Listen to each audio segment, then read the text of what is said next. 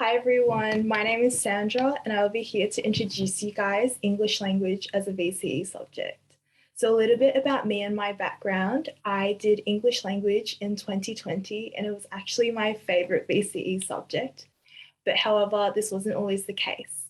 Back in year 11, I picked both English 1-2 and English language 1-2 because I was quite indecisive between the two and wanted to try them both out. Initially, I didn't really enjoy English language because I felt like the content was quite dry and technical, and learning the meta language was actually really difficult. However, I decided to proceed with English language as a 3-4 because I feel like it was less abstract to me, and I really enjoyed the fact that there was a clear right and wrong with the subject. Say, for example, if someone used jargon when they're speaking, it would typically be because they wanted to sound professional and something like that. So I think it really suited my way of thinking. And yeah, with that being said, I'd like to present an overview of the course and the content that is covered. Next slide, please, Kevin. Yeah. So listed here are the main concepts covered in Unit 1 through to 4, which you will study over the span of 2 years. So Unit 1 and 2 in Year 11 and 3-4 in Year 12. Looking at Unit 1, you would be introduced to the subsystems. So what I have highlighted here, you would be learning about phonetics, which is like the International Phonetic Alphabet. So stuff like speech, sound and pronunciation, morphology and lexicology, which concerns words themselves. So analyzing the word classes and how words are structured. Syntax, which is how words interact in a sentence. Discourse, how words and sentences are used in speech and writing, and semantics, which is just concerning the meaning of the words. Other than that, in Unit 1, you also learn about language acquisition, which is like how children and kids or foreign speakers learn English as a language, the nature and function of English as a language. And in Unit 2 is just a bit more content about the history of English across time, as well as the development of English. I just wanted to say that for Unit 1 and 2, the most important takeaway would be the subsystems, which is meta language, and you would be using that a lot in 3-4, which forms also the basis of your essays. Other than that, if you're currently studying the Unit 1-2 and not enjoying the content about stuff like language acquisition and the history of English, please rest assured Unit 3-4 is actually quite different, and the content, in my opinion, is definitely more interesting. So looking at Unit 3-4, you will be learning the meta language in a bit more detail just to use in your essays, and you will be learning about formal and informal language in Unit 3, which is stuff like slang and jargon and how they contribute to the formality of a text. In Unit 4, it is mainly about language variation and identity, where you'll be talking about language variation in Australian society. So how different people use different language to have different effects. Individual and group identities, which is talking about how different groups of people might use language to show their belonging to a certain group. So say, for example, the language that might be used by a tradie as opposed to some teenagers, or a politician as opposed to a student. Next page, please. I would also like to introduce you guys to the exam structure. So the exam structure is 2 hours and 15 minutes in total with 75 marks. Section A is 15 marks worth of short answer questions that you'll be answering to a written or spoken, formal or informal text, depending on the year of the exam. Section B is an analytical commentary on a text, which is basically an unseen text, and you will be required to analyze stuff like the register, which is formality, informality, social purpose, context, and stuff like that.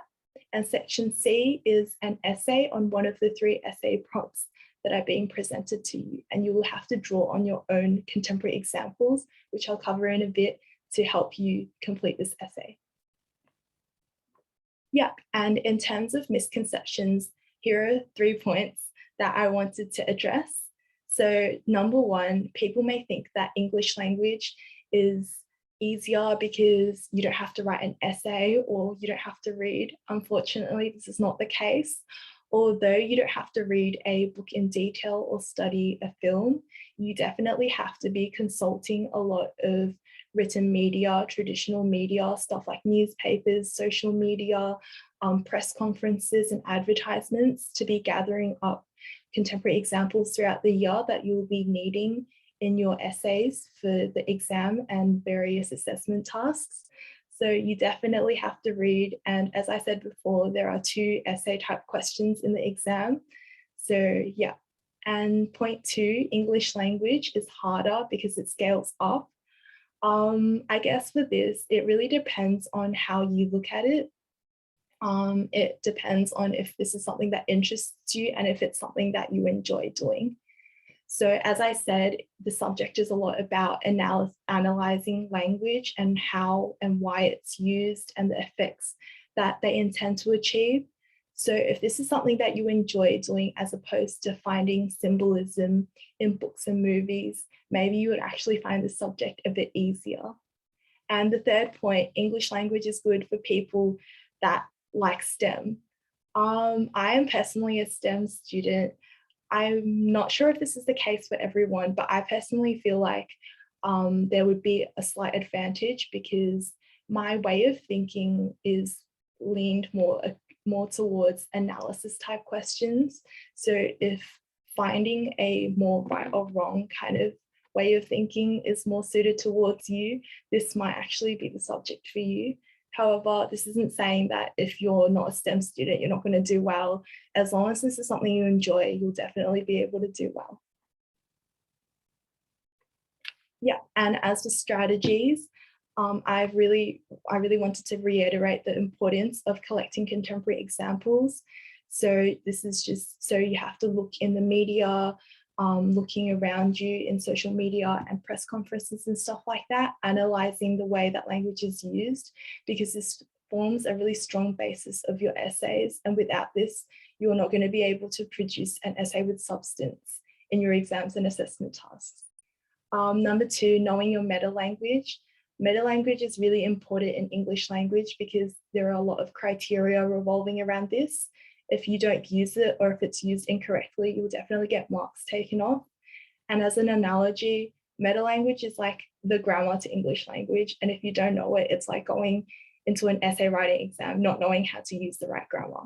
And number 3, I guess this goes without saying, that it is so important to practice writing a lot of essays and ACs, just to make sure you know how to use the meta language and you know how to analyze things in detail.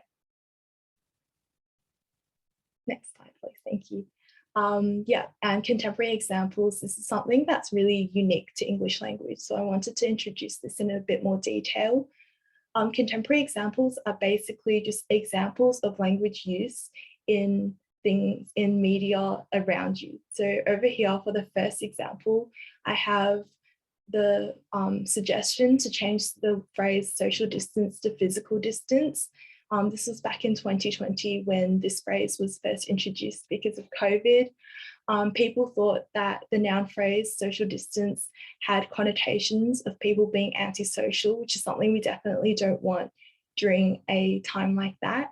And that physical distance has connotations that it is still important to socialize, and it emphasizes the importance of maintaining a safe distance while highlighting that socializing is still important.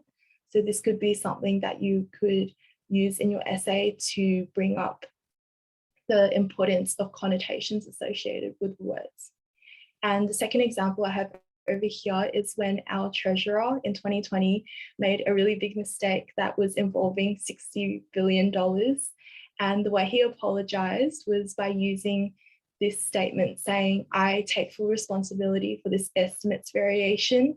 When he used this jargonistic phrase, estimates variation, we can tell that he did it to avoid admitting the severity of the mistake directly, because the phrase carries neutral connotations. And we can analyze this further by thinking that he potentially did this to maintain his credibility and authority as treasurer. And this is something that you could use in an essay where you talk about the roles of jargon in public discourse. So that's a really brief overview of the English language subject. Thank you for listening, and I hope this was helpful. Thank you very much, Sanjo.